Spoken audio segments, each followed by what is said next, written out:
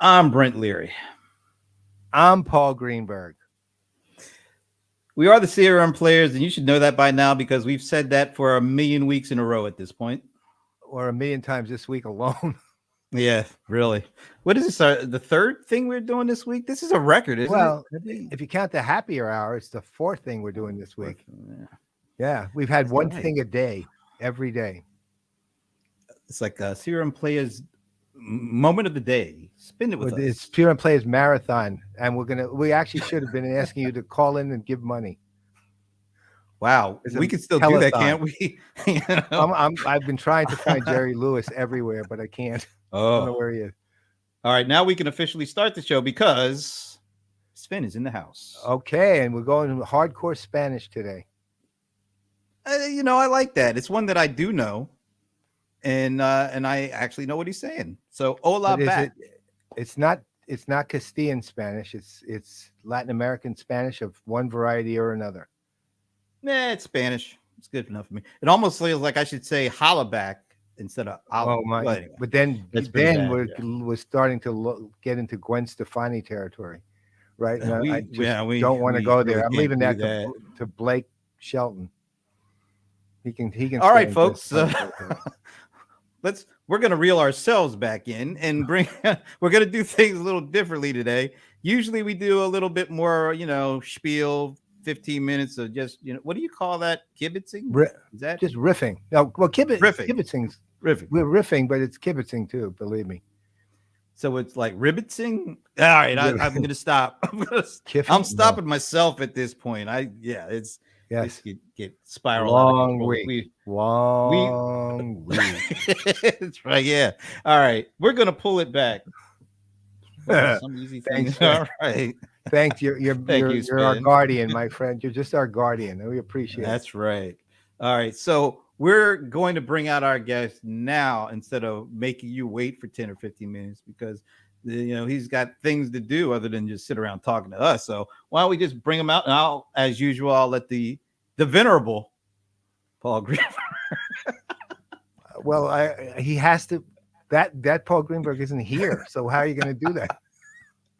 I just like saying it and just immediately looking at your face, and you were gritting your teeth. I was squeezing my lips tight. Let's just say that.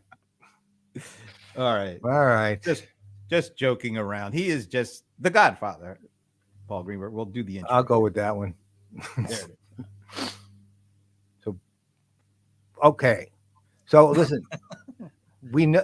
I think if you have watched us ever, actually, if you watched us, you watched the San Jose Sharks, you watched the enterprise tech industry, you've watched the press, you've watched pretty much every entity on the planet, you know who this guy is, right? So, right, this is as our amazing friend who I think I realized what the big announcement was that you had mentioned, Brent, when you sent him an email about or put it up about his big announcement. I may even make it for you since Jonathan, you probably don't even know what it is, right? So say it's more of a big announcement for us. He's like, what? Right, exactly. Really? This is a big announcement for us. I know what it is. I believe me, we had no prep. So Jonathan Becker, who is the president of San Jose Sharks, the president of Sharks Entertainment, the former CMO at SAP, and a Renaissance man if I've ever met one in our universe. And well, true. You can look. Don't be in denial, Jonathan. You are one, right? You are a Renaissance man, and I'm not going to take no's for an answer. So, JB, welcome once again. Paul, great to be here. Brent, also great to see you. I have to say, you guys have the most structured, serious lead in to a guest I've ever heard in my entire life. I have to call you the no fun show because you never have any fun whatsoever. I know. Well, you know what we do? We script this months in advance. Right? It is. Yeah. In fact, my EA asked me, what's the topic of this discussion? I'm like, these guys don't stay on topic. So there's no topic. We're going to talk. Well, that intro I got a topic. We planned in 2018, right? Okay. But I do got a topic to start off with because this is one that just jumped out at me. Let me go to the. You're kidding. Yeah, let me go to the screen here. Let me do this because this. I have no idea. I'm going to ask him to talk us through this. So this tweet came up early August, and it came up from Kevin Smith. Can you tell us what this means? Because he's asking you guys, the San Jose Sharks, for a favor. Maybe you could talk. And I've got your reply, which I'm is not what even really supposed to be here today. What are you doing? So first of all, Yeah, tell us Kevin something. Smith, if you're listening to CRM Players, we're all huge fans of Yes. Jay and Silent Bob. Classic movie. If you haven't seen the movie The Clerks, watch the darn movie before Clerks 3 comes out as well. It's an institutional. So for those that don't know, the Sharks got started in 1991. So we're roughly a 30-year-old franchise. We were one of the first professional franchises to go aggressive on colors. Almost all franchises use blue and red. I think you've seen that as well. We use this weird shade of teal. We also used sharks with the shark chomping a hockey stick, etc. So it became very iconic and still voted, I think, the best logo in hockey and top 10 logo in sports 30 years later as well. And so merchandise flew off the shelf and showed up in various places like the movie Clerks. And so this is a scene where after playing hockey, roof hockey, as it turns out, not street hockey, not ice hockey, he's later appropriating himself of some snacks. I don't think he actually paid for the snacks. Small bit. But as you probably know, in professional sports and in many other things, you're supposed to technically get permission to use logo rights, which come from the teams and league. And apparently Kevin Smith had trouble getting it from the league. No offense to the NHL. So he decided to do the old fashioned way, like they did back in the 1800s, which is go on Twitter and ask for help directly. So I saw this and there's a response.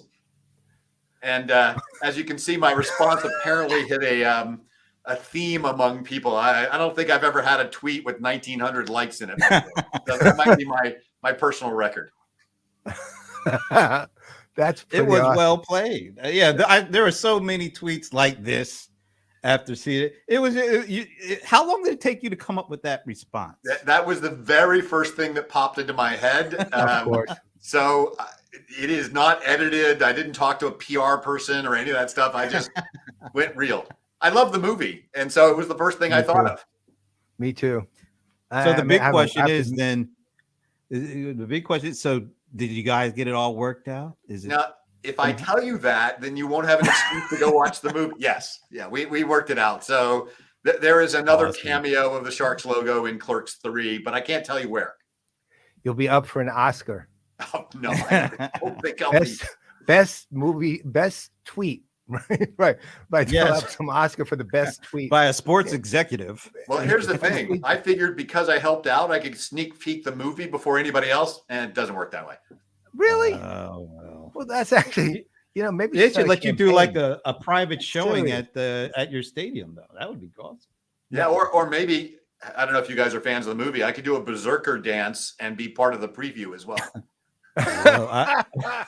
Oh my God! Oh, Brent, if you don't know what the berserker dance is, you need to go. What it is. I do, and I would literally be willing to pay a premium price just to see that. In fact, they don't even have to show the movie. I just watched that. Oh, come on! But I'm not sure I'm complimenting you or not. I have no idea how well you dance, so to speak. Dance, right? Right. I will tell you, this is one of the for those of you that are listening and you're in enterprise tech or sports. This is one of the fun parts of being in sports and entertainment is you can find ways to get part of popular culture that are totally unexpected. And, I'm certainly not the same level as Kevin Smith, but it was nice to have that interaction on that day. That was cool. That was cool. That's one of the things you guys do so well, though. You actually integrate the actual people. You integrate a combination. You have pop culture here, and you manage to do that, but you also integrate like actual people, meaning the fans and everything. It's funny. One of the things, so Marc Benioff gave his keynote on what was that? Tuesday. We've had an event every day since, so we're not sure what day's what. On Tuesday, and one of the things that struck me about the whole environment of the keynote, which was the best one in years, was that it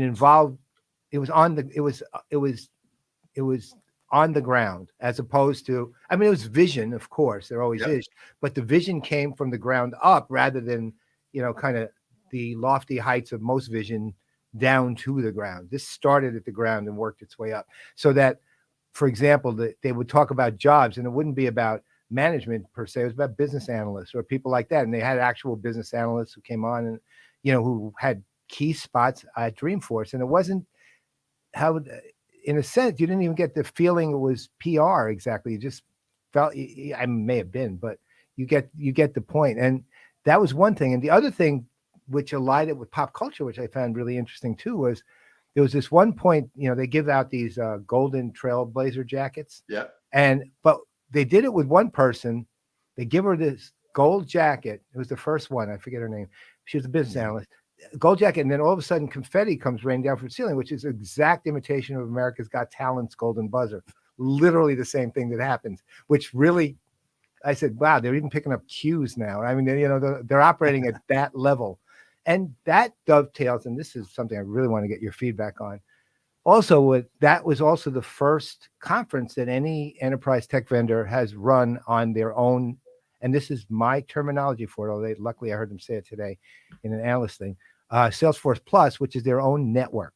Now it's being called by some, they're trying to be the Netflix Streaming business, service, which ridiculous. And then another one said they're launching a new live streaming service, which also my contention is they're creating an actual network, like a digital equivalent of an NBC-ish network. So I'd love to get your take on that, because there's no other technology company that's actually doing what they're doing with Salesforce Plus or investing anywhere close to what they're investing in building it either. What's your take on that?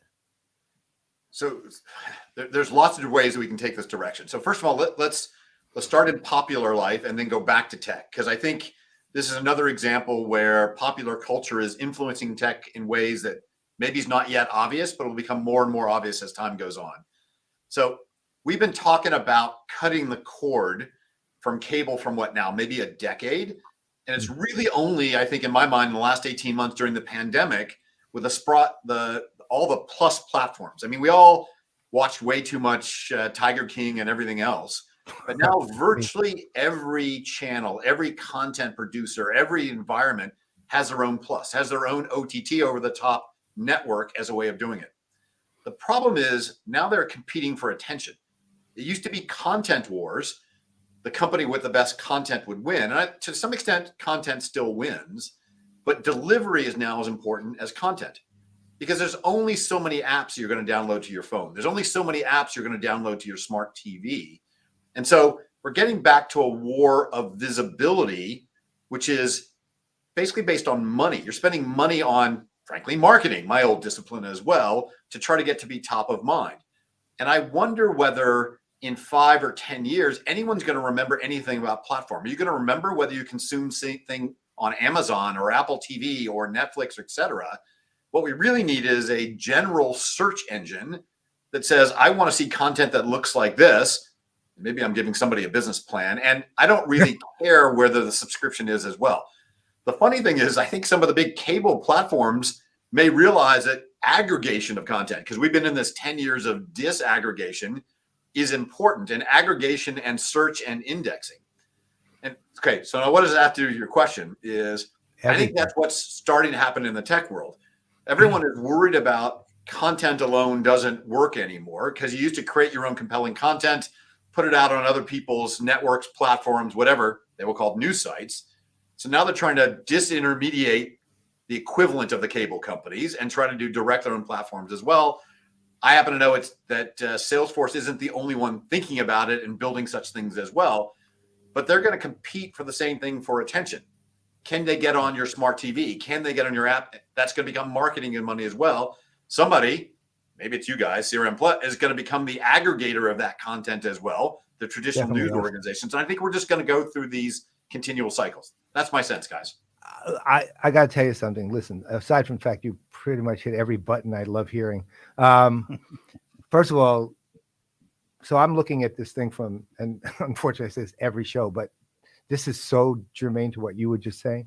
I'm looking at everything from this new lens, more recently than not, about there's a transference of buying and decision-making power going on, generational at the moment. And, Yep. my generation's leaving. Gen X in leadership, but still very small. Millennials are not half-formed, entitled brains anymore. They're just fully formed human beings with families and good ideas. Yep. And Gen Z is getting buying power that's independent of their parents' allowances. They're actually entering the workforce. And that transference is where it is. And they consume very differently, and they accept, and this goes to the point you're making, and I think it's the single biggest point, too, of it all, is they accept distribution in different ways. Distribution is the weakness of almost everybody. Yep. It's not content creation. It's not consumption means, it's distribution. And to your point on the attention side, and it's another thing I've been harping on all year too, and it goes right to this point. It goes to your point where you say content still ultimately wins too. But, the historic way we've always viewed attention is signal to noise, right? How much signal, you got to be signal among all the noise. And I'm saying, no, that's not it anymore. It's signal from signal, right? We're competing with other signal now, and that's what's way harder. And it's also why distribution becomes so important, because part of it is not just how great are you in signal, and but it's also how capable are you of distributing it in a way that separates that signal from other signals that people look. We have if we can have 10 tabs on a browser, that's 10 different forms of signal we might be distracted by, right? Exactly. It's nothing to do with noise, right? It has something to do with noise, of course, but and people say, well, that's just more noise. I said, no, because all that content is that signal is actually interesting to people and potentially useful. It's just not in context and moment and in the appropriate time, but it's still valuable, right? So your job is to make, right. So that goes to the heart of what you're saying, I think. And I would love for you to elaborate from there, because I think this is a fundamental change. So to me, the way to think about what might happen next is to go back and try to find parallels. That's what I always do. Those that don't learn from history are doomed to repeat it kind of stuff. And I spent a big part of my early technology career helping out retailers. And in retail, inside one retailer, you talk about shelf space and the different, people that fight for brand and shelf space. What I cared a lot about when I was a technologist helping retailers was share of wallet. That was the big term. I don't know if anyone remembers that term or not, which is consumers have a fixed amount of dollars or yens or pesos or whatever that they're willing to spend at a given moment in time. And therefore, they need purchase consideration, or that they spell it to retailer one or retailer two, online, etc. I think, and I've proposed to some, although it hasn't caught on yet, that we're in a world where we need to be talking about share of entertainment. So people have a fixed amount of capacity, just like they did a wallet, of entertainment time, and they're making purchase considerations, whether it's free or paid, doesn't matter, about how to spend their entertainment time. Yep. And in some cases, it might be live events. It might be consuming things on cable. It might be watching, you use Dreamforce or anybody else's tech, but there's a fixed amount of entertainment time we have. Somebody's got to flip the model in their head and start from consumer in, entertainment in, and try to decide, how do I make my entertainment choices at that point of decision making? And how do I inject that valuable content then? That, I think, is how the distribution will work. Right now, it's a very much of a push model. And we say consumption, but nobody really comes from the consumer consuming side. Right. Exactly right. Exactly right. Again, you can look at companies, say like an Adobe on the technology side, who are very well positioned for creation. Really well positioned for creation, because they're an industry standard for it. And one, to their credit, that keeps aligning itself as things evolve. They're not stupid at all in terms of that. And Apple with some of their tool sets too, on Final Cut Pro and things like that, but so that the professionals will have to do the work to keep the production values high, which matters, right? Have what they need, even as things evolve. And then you have the new media like TikTok and it's fascinating to watch just the impact of TikTok alone. Aside from Applebee's commercials, right? I actually was listening to it. Here's the thing. I was listening to a Burger King commercial, and all of a sudden I heard the theme that I recognized as a regular TikTok dance theme in the background. They didn't say a thing about it. They just played it. But the trigger was immediate, right? For me, and I'm not, 18. I'm you're not 18. Well, I know I look fantastically young, although I don't, that would be amazing to I'll go to a bar and see if they'll card me. Right. So, So Paul, but let's follow that- this thread. For most of our existence, the people consuming content outnumbered the people creating content by a factor of 10 or a factor of 100. Now, almost anybody can be a content creator. I mean, you use TikTok, that's a perfect example, right? So we're probably right at the precipice where the number of creators roughly equals the number of consumers. And sometime soon, the number of creators are going to outnumber the number of consumers. What happens then when we all have our own players channel? Then we're competing for attention. It's nothing against the people that help you create, but how do you differentiate yourself in high signal to create more visibility as well? I think that's the future battle. Amen, brother.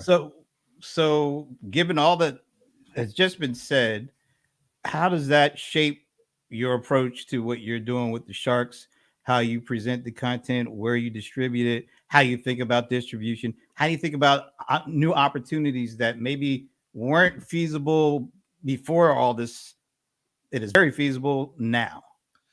Yeah. So I would all like to pretend that I had this all figured out. Sometimes healthy experiments and things figure out. So Paul and I talked, and I don't remember, Brent, if you were involved. Actually, I think we talked about last time I was on the show, which is when the pandemic first broke, no live events, right? I didn't have any physical in-person events for 18 months.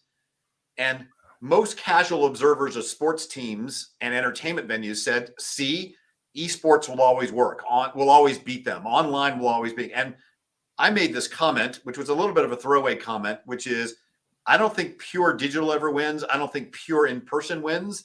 I think some hybrid wins, but I don't know what that means just yet. And you may remember the experiment I ran. I didn't run it. My team ran. I don't want to take credit for it. Was taking real humans and injecting them into the simulated games. So my favorite thing. And changing the simulation based on their height, their weight, which way they shoot, et cetera. And all kind of weird things happen. We talked about a story where a guy got digitally injured, not in real life, but and then Right, yeah. got a call from our GM, et cetera. And what that has taught us is the human world has the spontaneity of live that you can't reproduce in the digital world, right? Because it's programmed in some way. But the programmed world can be 24/7. So let's marry the two. And one of the creative things is take a game that happens. We could win, we can lose, it doesn't matter, right? And your favorite player perhaps didn't play the way you think they should play. Allow that person to re-simulate that game, or allow you to substitute in that game, right? Where then all the smack talking that you do of, oh, I would have done, right? I'm better than that professional athlete. Well, prove it. Show that you're actually better.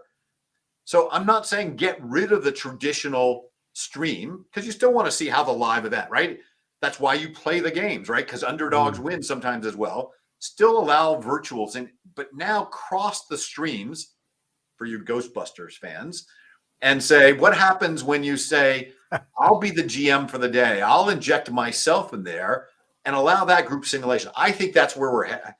I don't want to, that's not my scoop. I don't want to tilt my hands too much and show what's going on, but I think the combination of traditional media on something like Twitch, where everyone create their own simulation and see whose prediction of what will happen, does that happen in digital life? I think that's where we're headed.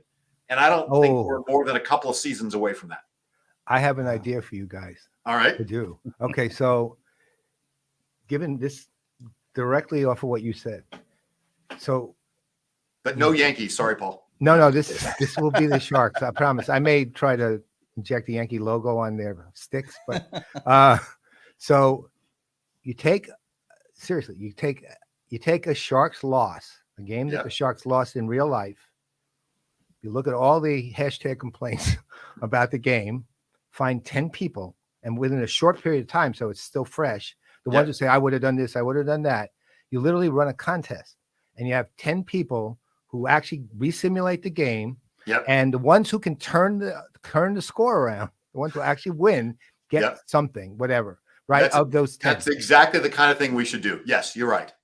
Oh, and awesome. Frankly, they should discuss what they did on a platform like Discord and use that as a learning and see then if we can turn it into a training opportunity. I mean, there are ways to kind of build this on top of each other. Yes. Boom. I think that's, I mean, you do so much, man. I just, well, I just think the opportunities are fantastic. And ultimately, look, as much as I literally get depressed sometimes. Well, I don't get depressed, but I get angry when the Yankees lose and I won't watch them for days. Like they really know that I'm not watching them. Well, actually, they do know that I'm not watching because I'm telling Scott Jeffrey that I'm not going to watch. Okay. Right. So they actually do know I'm not watching. Right. So, but I don't sit there and I don't second guess Aaron Boone's decisions. I may get mad at him for something, but I don't get second guess decisions or things like that. But there's so many people who are like second and third and fourth guessing. I wouldn't mind just running something like that, just to be perfectly honest, to just shut them up. Yeah. Well, right. Sometimes. Right. So instead of saying shut them up, maybe as a brand would say to get them involved, to recognize how complicated it really is to make these exactly decisions. How I would say. So maybe they'll have a little more empathy for GMs and coaches and players and stuff like that. I would exactly put it that way too. But nonetheless, I just the idea like that are just, I think they're fantastic. You know, it's funny. I forget where I heard this was a few months ago. I was talking to someone in the sports world, and I don't remember who it was. I know it was somebody who had just left the sports world. Okay. About maybe 2 months before that, he former Orlando Magic guy. And your name came up, and I think I brought it up for something, and he said, oh, and this is his words, by the way, not mine. Oh, he's easily the most creative guy in all of sports. Everyone knows that.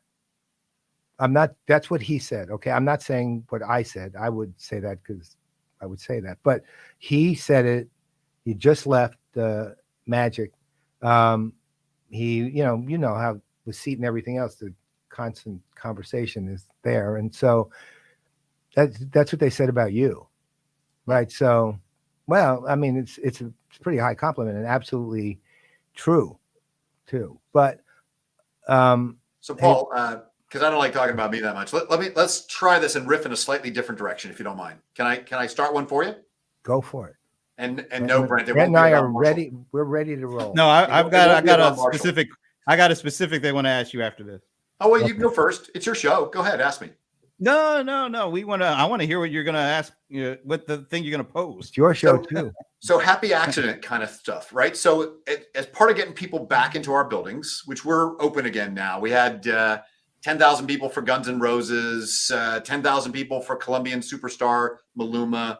We had 4 monster truck events that I think together were like 25,000. So we're bringing people back. So it's a little bit of a return to, I don't want to call it normal, whatever the next thing is.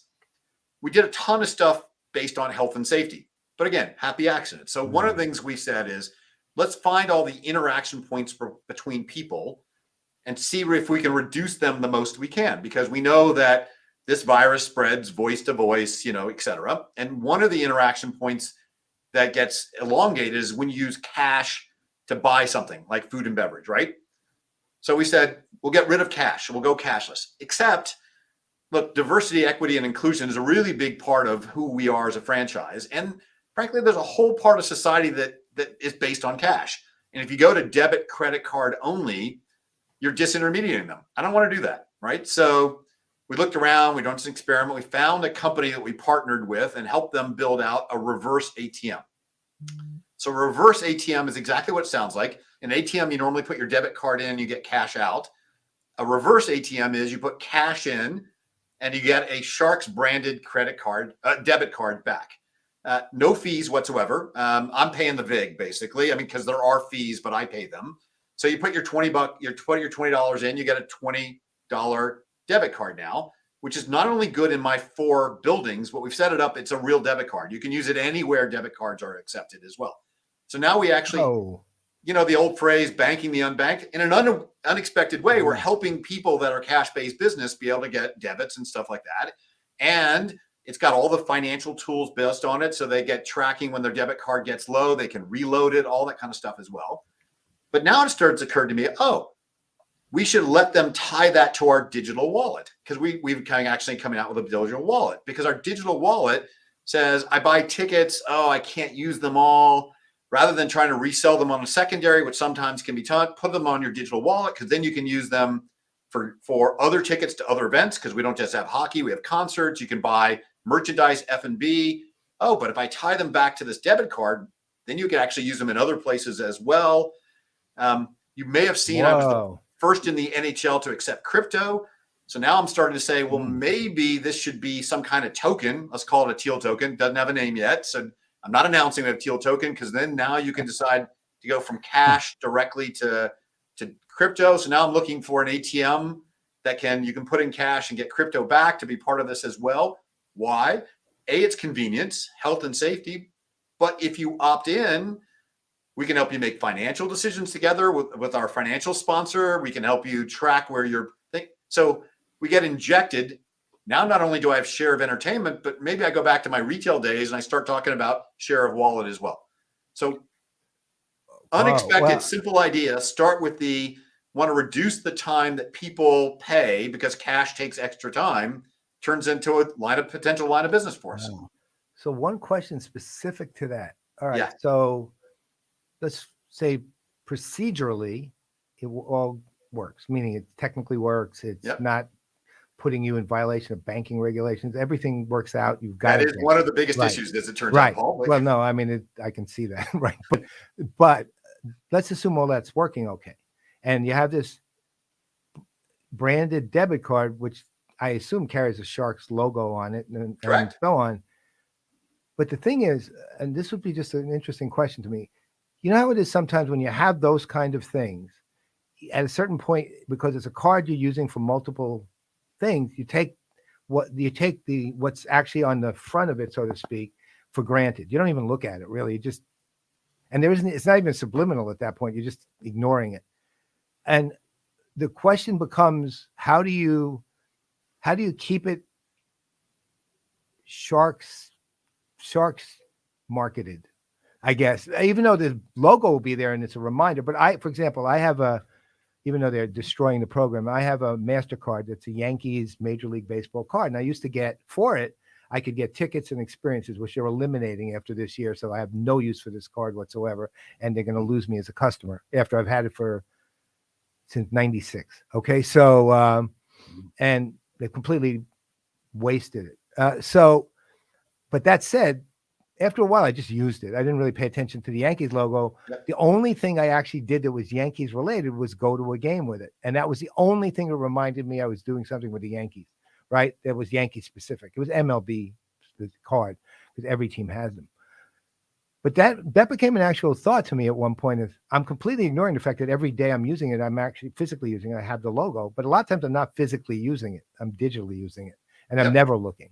So how do you maintain the Sharks awareness on that kind of thing?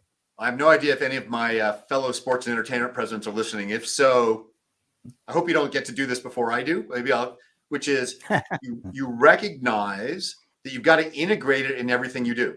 So yes, when you show up at any one of our 4 buildings, you've got to be recognized as ownership of that. But if our grocery partner is Safeway, and I don't know if they have Safeway where you guys live or not, then you've got to integrate in with the Safeway operations as well. And if you use that debit card when you're at a Safeway, they should recognize you at the point of purchase because you use that card rather than some other card.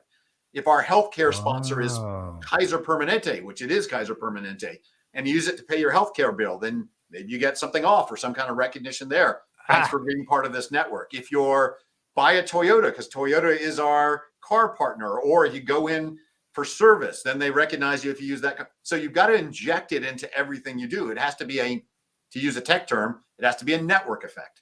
If you don't turn this into a network effect, then you're right. You'd forget about it. Perfect. Thank you. That's no problem. Perfect. I'm going to go in a slightly different direction. And I don't know if you've been paying attention to Monday Night Football over the last couple of weeks, but the Manning brothers are doing their own broadcast, so to speak. ESPN still has the traditional, announcer setup with, the announcer and the color play-by-play guys. And then now they have Peyton and Eli in this relaxed setting. They bring in little guests per quarter. It's completely different. And Paul and I have been watching this, from the beginning, and it's only two weeks old. But the more the word seems to be getting out about the Manning brothers broadcast versus the traditional, you're seeing numbers spike. Like I think it went from 800,000, which is not a lot the first week, to I think 1.9 million the second week, and then they're going to be doing the third week. Do you see? Have you been? What are your thoughts? Have you been checking that out? What are your thoughts? And do you see that as something that could translate well over to NHL? Finding the right folks and putting them in the right environment, completely different from the traditional way of having the broadcast dictated to you, so to speak, to this way where it's more fun. They're cutting up on each other. They're bringing in guests. Awesome. It's very informal, and it seems to be connecting with maybe that audience you talked about, the Discord audience, the folks that are younger, that are not the diehard traditionalists, and it seems to be connecting. So I have seen it. I personally love it. I know it's not for some traditionalists, et cetera, but I think you've hit on the point, which is historically, and it's in the word, we treat it as a broadcast. A broadcast means give everybody the same broad view of what's going on. And we've got to get to, I guess I'll use the opposite word, to a narrowcast, where we start from what do people want to consume, again, to use the word we always use in this industry, and program it for them, which probably means you need not just 2, you probably need 8, 10, 12. We're never going to get to segment of 1, which is one of the things marketers love to say, not in this particular media as well, but we could probably create 4, 6, 8, 10 segments. I don't want to predict the number. I'm also not the broadcaster myself. I'll come back to your thing as well. In hockey, point of view is really critical to consuming the game. What do I mean by that? If you're a hockey fan, some people like to sit behind the goalie and see the play development as they come to score. Some people like to sit on the glass, which is sort of a basketball thing as well, and watch the action and see people smash into the glass at nearly 100 miles an hour. Other people, me, I like a slight at angle, medium angle view. Some people like to look from above as well. Problem is right now when in a broadcast, you don't get to choose. You get 1, maybe 2 during a replay views as well. What if it was programmed the other way around, where there were 4, 6, 8, 9 live views, right? And you get to pick, maybe even switch back and forth. I mean, in my preferred world, you could even control the camera remotely as well, so that you could zoom in or pan, stuff like that. Because now you're the creator, if you will, because you're consuming the experience. Now, some people worry if you go in that direction, you cannibalize attendance for the game. And what I say is maybe, but an arena like ours sits 17,384. I think that's our official capacity. And we have something like 1.3 million registered fans, right? So get those 1.3 million, many of which don't live within 100 miles of our arena, and therefore, maybe come once or twice a year, or maybe don't even come in their entire life. You get them to consume the game in a very different way. So I love the experiment of different announcers, and I would encourage, ESPN is now at the national level, we've gone from NBC to a combination of Disney, which is ESPN, and Warner, which is Turner and Bleacher. So I would love both of them to experiment with announcers and multiple, but I think where we're really going is experimenting with different views, and not just on replays, but live consuming. Brent, if you're a super fan, again, going back to the joke we always had, what if there was a camera mounted on Marshall's helmet and you got to watch the game just from his point of view and see when he blocked and see when he went up? That would be, I might pay an extra $10 for that stream, right? That and the other thing too, I do I'm on YouTube a lot. I know Paul's on. We're always looking for tech videos and stuff. And on some way or along the way, I stumbled across these reaction videos where people are reacting to everything, like music, movies, sport. But the thing that's fascinating to me is they're like these kids, they like label themselves LeBron James fans, viewing Michael Jordan highlights from 30 years ago. And they're getting into it, and then they're starting to like become their own announcers. Do you see something like that come into not just you or the Sharks or the NHL, or like bringing the fans, even the fans that are new fans, connecting with content that's 30, 40 years old, and they seem to love this stuff? Yeah, we've already seen hints of it in our Twitch stuff. One of the experiments we ran, which wasn't as compelling, but it didn't work out the way we want, is we took one of our most famous alumni, a guy named Owen Nolan, and we had him play as a 23-year-old and as a 31-year-old. So we simulated his skill levels and stuff like that. And it was confusing. The call was confusing because Nolan, in fact, the 31-year-old scored on the 23-year-old. So it was exactly opposite the way you expected. But now imagine, again, I'll go back to Paul. Imagine creating your fantasy team of all-time Yankee greats and having play them against a fantasy team of all-time Red Sox greats and building that simulation and having it announced by, pick your favorite Boston Red Sox super fan and your favorite New York Yankees super fan. And maybe there's a contest for that as well. I mean, that could be a simulated experience. And now if you could, and probably, Players Association wouldn't let you then try to break that into the real world and take current players and put it in that mix as well. That's a very different kind of content, which does not cannibalize live games at all, right? But extends it to another generation of gamers where this weird hybrid thing as well. So yeah, Brent, I do think, what do we call them in the citizen data scientists? That kind of phrase. So I think you'll have citizen broadcasters or citizen announcer trends coming as well. Well, you kind of, it's almost like that's a natural outgrowth of literally things like we're doing, right? I mean, really, it is. And it's, I think to your point, and I think this is really, so when I was a kid, it was board games. We didn't have, actual computer games to play. So the game that anybody who loved baseball would play would be one of two: APA baseball or Stratomatic baseball, one or the other. And there were kids. Is Stratomatic the one where it shook all the time? No. That was different. That was a football thing, and that was electric football. That was totally different. This was more cards based on actual season statistics. Okay. So it would reproduce the season, but you would manage the teams. And I still play with Scott, actually, Jeffer, who's Yankees CRM guy, for those who don't know him, for, as they say on Smart List, for Stacy in Wisconsin. I still play in fantasy leagues that are kind of like that, where you reproduce actual teams. All right. So at one point it was computerized. In the late 90s, they started to computerize one. And this company called Miller Brothers built a simulation so that with APA, you could play any season of any game, of any team, of any league, baseball, that you wanted. And you would have Ernie Harwell announce the game as if it was on the radio. And it really was Ernie Harwell. Okay. He actually sat there and he read like thousands of names. And the thing, it was built more toward baby boomers who were growing older, who played that game, but were getting into the computer age, because it was an incredibly imaginative reproduction of a radio experience, listening to a baseball game while you're managing the teams. I love it. And it was remarkable in what it did. The Miller brothers were brilliant, but way ahead of their time, and argued with each other a lot. So, right.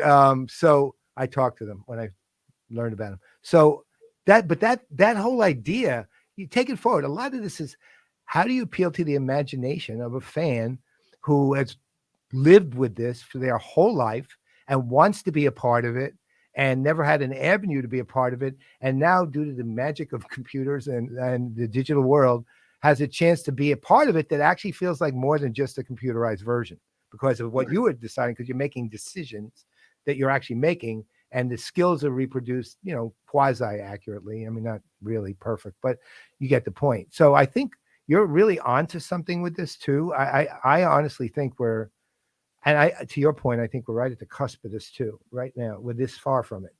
And I think next year or two, I think hopefully you'll be driving it. I'm hoping you're the guy driving this thing. Because I know we're actually out of time and you got to run. So we'd like to, if you want, I'll make the big announcement that you were going to make. Oh, now I remember what the big announcement is based on that. Yeah. So go ahead. Has to do with this number, right? Yes. Okay. Exactly. Just to make sure I'll make it. No, you make it. So, okay. You want to? No, you want to take it away? Okay. So we, Brent and I have been graced with the fact we love Jonathan being on the show, and you know that we've had him on multiple times. We always want him to be on. We'd have him on every day if we actually broadcast every day, but we don't. So, given his schedule and everything else, he's agreed to be on once a quarter for in perpetuity at the moment. Yes. Right. We'll see what happens as the road goes down, but in perpetuity. And we couldn't be any more excited because these discussions to me, they just make me feel better. Oh yeah, look at this. That's a younger Jonathan. Sorry. That was CMO Jonathan. I propose we call the segment "Dropping the Puck" with I like Jonathan that. Becker. Okay, that's what it is. That's it. And there it is, Jonathan. So there is your you'll have some wording on there, I'm sure, but there is your background shot for your segment when you come on. Sounds good. Yeah. All right. Well, I'm we'll honored, guys. I'm happy to join you on a quarterly basis. Oh, are you kidding? This is so cool. And I know you It do. was have to either go, that so- or dropping the gloves. We didn't want No. Oh, man, no. actually, there is a podcast from a famous ex-NHL athlete called Dropping the Gloves, and he would beat the crap out of me, so I'm not stealing his. So we're sticking to dropping the puck. With Dropping the Jonathan puck Becker. it is. Exactly. Dropping the puck. All right. Well, All right. Brent, Thank you, Paul, sir. thank you very much for having me it on was the show. awesome as always. Awesome. That was All right. great. All right, my Thanks friend. so much. Take care, see guys. you Look in a forward to the quarter. next one. We'll see you in a quarter. Ah, Holy that was crap. great. He's always We were getting- amazing. We were getting comments from mostly from Cahill about the conversation has been so good. There Yes, hasn't he- even been any focus on the comments. And it really was. It was great. It always is with him. He going back to his days at SAP and now what he's doing and the things that he's trying out. And I just love the fact that he's willing to do. He's actually got a tweet that's up now saying something to the effect of, if you tweet this, I've got 2 pucks I'm going to give away, and they're like kind of historical pucks. You know, there's some stories behind them, and you know, he's the president of the organization. He's not like a social media. You know, his focus isn't just social media, but you can tell his passion is there, and he's got the inquisitive, experimental thing going, and that's pretty cool when you have your president thinking like that. Listen, you know, he's been that way. I think I've known him now. I want to guess 14 years, maybe 15 years, something like that. 13, 14, 15 years. He's been that way from the day I met him. It's just his ability to think both as a visionary, to your point, as this sort of just creative, you know, imaginative, remarkably intelligent guy, and his willingness to take chances and his willingness to just get his hands into it himself. It's always been there. And he's just, and the thing is, the other thing with him that I just love is he's so articulate, right? He does not have any trouble explaining things so that people actually understand what the hell he's talking about, right? All. So, I love that. I get so jazzed up by these things with him. I do. Yes, Gets my I mind like blowing. it. Dropping the puck. Dropping Jonathan the puck. Becker. Every Exclusive quarter. to the CRM That's right. Playaz. That's right. He's right. Exclusive. All right. So before we get out of here, let's talk about, you know, a lot has happened this week. We started off with Larry and Rob and Dez talking about the future of CRM from an Oracle perspective, and they come out with Fusion Marketing. And then we immediately had to go to, you know, the Dreamforce keynote, and that was just yesterday, wasn't it? I mean, or was it? No, It was 2 that days was the ago. day It was 2 before. days Yeah. ago. Yesterday was the happier hour. Yeah, yesterday was so it was 2 days ago, and a lot is going on. And then, you know, today we actually had the analyst summit at Dreamforce, and you know, it's a Salesforce analyst event when you see this. By the way, Stacy in Wisconsin, that's Minnie from California. Right. The That's dog Minnie, is Minnie. the dog. That's Ann Yeah. Chen, who's John Taschek's right hand Yep. from Salesforce, and her dog Minnie. That's And- Ann's right hand, Minnie. Yeah, that's right. And she is literally in that position every single time. And yet she is Every alive. time. If I would be so disappointed if we had a Salesforce analyst event and I didn't pull up Ann's shot and see Minnie there. I mean, right there, like that. Exactly. There was one time, if you remember, though, Minnie was angled so that her feet were like pushing out from the door. Right, the door shut, and her feet were like pushing out from the door. Both of them were up again. That was the other really funny shot of Minnie. But it also told us she was alive because she had moved from that shot. Right. That's right, because there were some questions. I was like, wait a minute, Once that dog has not moved. Somebody asked once, I don't know if it was that you, Brent. Somebody asked her if she was stuffed.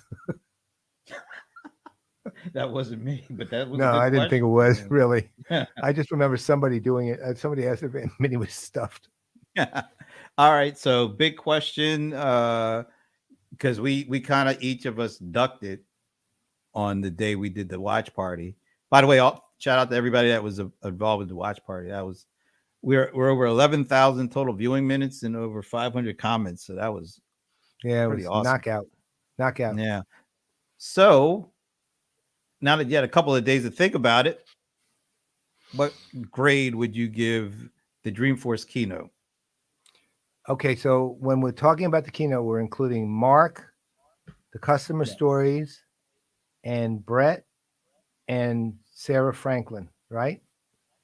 I think she was in that, right? And Yeah, she was we're not including, or are we including the Leah customer and case the study. business analyst and the Trailblazer stuff? Ooh, We're including Leia that? was like the pregame, right? That Right. was- Okay. Yeah. Okay. So we'll say from Marc on. All right. Okay. Good. Well, first of all, Leia gets A+ across the board wherever she does. So Yes. that's just a given. In fact, if we didn't see her, we'd still give her an A+. Right. Mostly because we know she's A+ always, and secondly because she could beat us up. Right. So Yeah, she's stronger really. than we are. I can see that. I can tell you that. Yeah. She's a powerhouse of a human, man. I'll tell you. Remarkable person. Yeah. The best.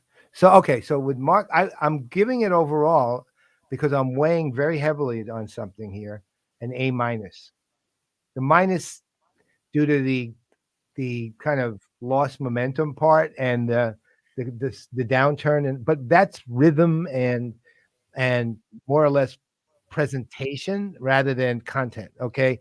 From the standpoint of content, it's solid A. I mean, Marc, first of all, Marc was the best. His portion was the best keynote he's done in years, and it was absolutely on point. It was the right. He was saying what needs to be said to the whole industry, and not just like, "Hi, we're Salesforce, we're first, we're doing it better." It was a real plea to the industry, and I believe he saw it that way. Although I'm sure there was a little of, "Hi, we're Salesforce, and we're doing it better, and we're alpha," but that's always going to be there. They're a company. But on the whole, Marc's idea of the trusted enterprise, his way of attacking the idea, meaning, the element, not just the elements of trust, but what does it take to build trust, and how does that reflect itself from a visionary standpoint, I think was superpowered. I think that the customer stories were, as always, mixed. Um, if I'm viewing it realistically, I think they do great with public sector customer stories because they operate from real human concerns, where things like Mercedes, as much as they are good stories, meaning they reflect how Mercedes uses Salesforce very well, still have optics issues, and you have to be careful of that. I'm sorry, they do matter at this point. And so that and then finally, the only thing, and this was a valid point brought up by one of the, I don't remember who, but by one of the commenters, was I think the one thing they could have done a bit more was the outcomes part of this, meaning how do you proceed to build a trusted enterprise? It was really the value of a trusted enterprise, the nature of a trusted enterprise, and the why you need to have one, but not how to approach and begin to build one. Even some initial ideas on how do you turn your company into a trusted enterprise would have been, I think, a little more welcome. And they could have then eased up on the stuff that with the customer stories and everything else, which again should have been just a separate deal altogether. Marc's speech should have ended with Marc. And that's mine. What about you? That was, I think if I had to put the grade, it would either be A-, B+ in that range. I agree with you with Marc.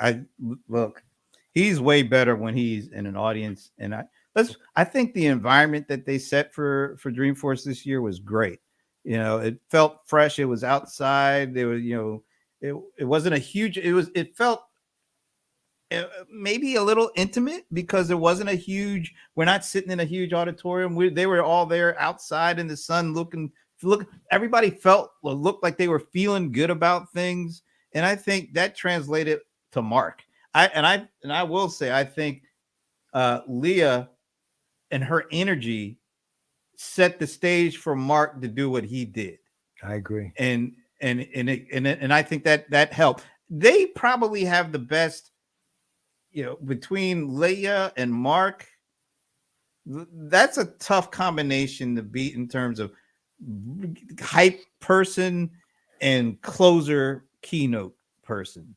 They both do their jobs extremely well. Yeah. And like you said, his messaging on, the trusted enterprise, it was reinforced, but it's also, it works well because he's not putting on airs. He's not saying and doing things that you can tell he doesn't believe in. He believes in this stuff. And I think it translates throughout the organization, and he finds people that can help him do that. And, he didn't even mention the thing about, offering to let employees help them get out of Texas because of, the situation down there in terms of, the new policy around abortion. He didn't even bring that up because there were so many other things that they were touching on and connecting with. And I love that kind of stuff. I think, like you, I understand that you have to have, the product discussion in there. And I don't think that was integrated as well into that beginning. I don't know. I think you can't take too much off of that, but you got to take something because there was a loss of energy. And even when I was watching our watcher numbers, like how many people were actually watching us, there was a significant drop when he handed it off and they went into something other than like the grand close to the keynote. I know there were things that they had to take care of. They had to have their sponsors integrated in. It just felt like there was a loss. There was a disconnect. And when he handed it off, and we all thought it was kind of getting ready to be over, and then it went into a significant another piece of the puzzle. So I would say overall, B plus A minus. I think what Marc did with the whole trusted enterprise thing, that was really good. And maybe that's another way to integrate in the customer stories, because those customer stories are important. And so yeah, I think there's a lot of good, and there's some good opportunities to make it better. You know what? To your point, actually, and it occurs to me, the other thing of note about this particular Dreamforce was it was actually being shown on Salesforce Plus, so they have their own network.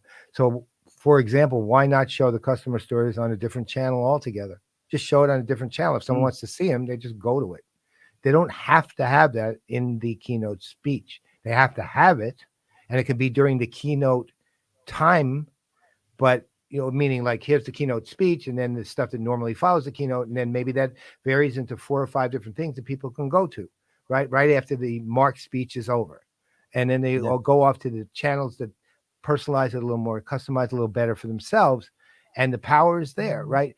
They're still getting everything that they need to accomplish. Marc sustains the wholeness of his speech and the energy and the power of it. And then people can, quote, personalize the experience to go to one of the 4 channels to watch something that they want to watch, right? Just do it that way, as opposed to inject it, bring the energy level all the way down, and then hope it comes back up by the end, which it didn't. Even when Marc closed, it was just goodbye, basically. So that was that. So listen, before we close, can you go to Donnie's comment? I got to tell people that. Okay. So this is what Jonathan was here. He said, did you follow this fan movement in the Islanders' recent run with the local restaurant Borelli's across from the Coliseum? They drove a ton of traffic by streaming on Twitter from the restaurant while watching the playoffs with a mixed fan. The pizzeria is touching on some of your address. The reason I asked you to do that is Borelli's is a childhood restaurant that I used to go to all the time. And the Coliseum was being built actually when I left East Meadow. That's where that is, right? And so, I mean, Danny's spelling is a little off, but that restaurant was like the hangout for all the families in East Meadow, Nice. where I was born and raised. So seeing that was like, wow. And Nice. I just wanted to bring it up just because I used to love eating the pizza at that restaurant. 65 years. Yeah. Oh, so Donnie, you've been there. You've actually been there. That's awesome. It's Sounds like actually when I was a kid, it was good. I don't know how it is now, but the food. I remember you'd go in, you get minestrone soup. That was the first thing you do. Get some minestrone soup, and then we'd order pizza, or you'd order lasagna, or and it would always be, of course, back then you'd order lasagna with that cheap chopped meat, right, and tomato sauce, and cheese, or egg if you liked it, eggplant parmesan, right, things like that. Or I mean, we'd all order these things at that restaurant. Again, I have great memories of that place. So I saw that and I was like, wow, transported back. Let's see. He said something else here. Yeah, thank you. Absolutely. I just love that place. I just love that place. Now I'm making me hungry. Jesus. Well, it's a good time to wrap, so we can go eat. Are you sure you don't want to wrap first before we wrap? Or no, that's your job, man. You're the DJ side of the house, man, not me. I don't. I was just gonna say, I don't DJ. I'm just excited that we're gonna be dropping the puck with Jonathan. For every quarter. I mean, that's some good stuff, man. I'm gonna sharpen with Danny's final don't put. Oh, you put. Oh, come on, man. We almost went a whole show without it being mentioned. To make it, I'm going to make it even worse. You misspelled the word bagels. Let me see. You wrote bagels. Yeah. No, wrong one. Johnny shot one in there. You wrote bagels. BAGELS. I'm definitely no fan of blueberry bagels. That's a Scottish bagel. All right. See, well, it's like 1 o'clock in the morning, man. You got munchies, is what you got. Wasn't that the Bagels? Wasn't that a group that did the Manic Monday song? Right, the Bangles, which Prince wrote, by the way. He did know that. Yeah, he wrote that. Didn't song. know that.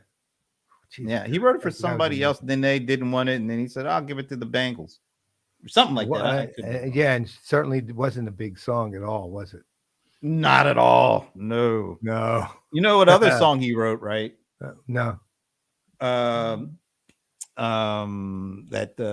Nothing compares to you. Like he wrote that too. He wrote that, yeah. That wasn't for her originally. Wow. He's a genius. A genius at so many levels. Unbelievable. Oh, before we end, another shout out to another genius, another musical genius who would have been 95 today, the late great John Coltrane. Really? Today's his birthday? Happy birthday, John Coltrane, wherever you may be. He is. I talk about my musical Mount Rushmore.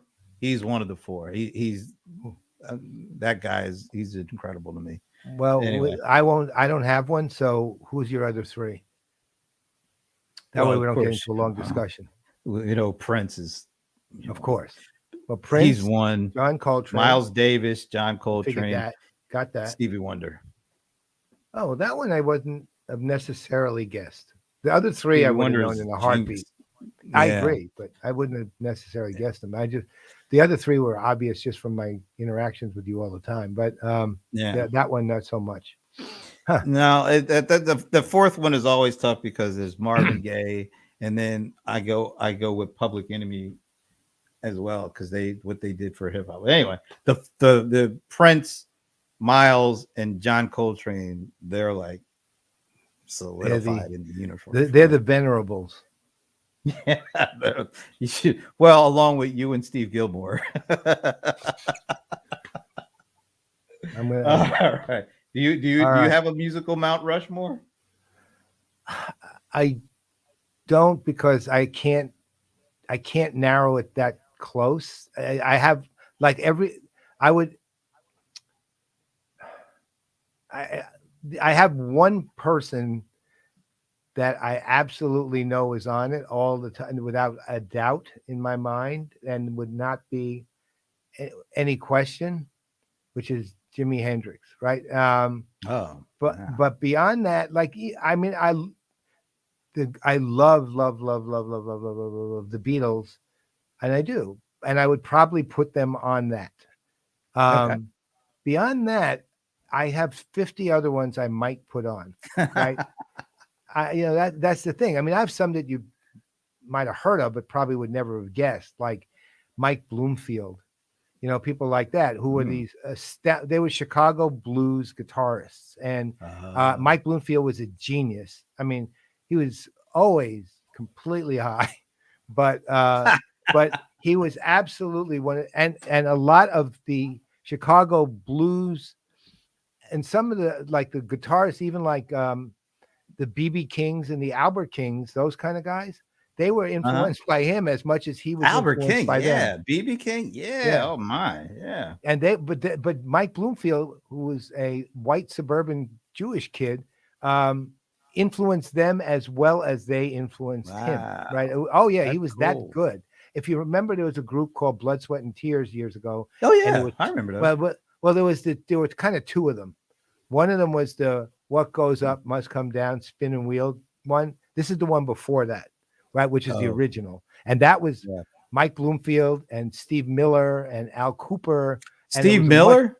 Yeah, they were in the original,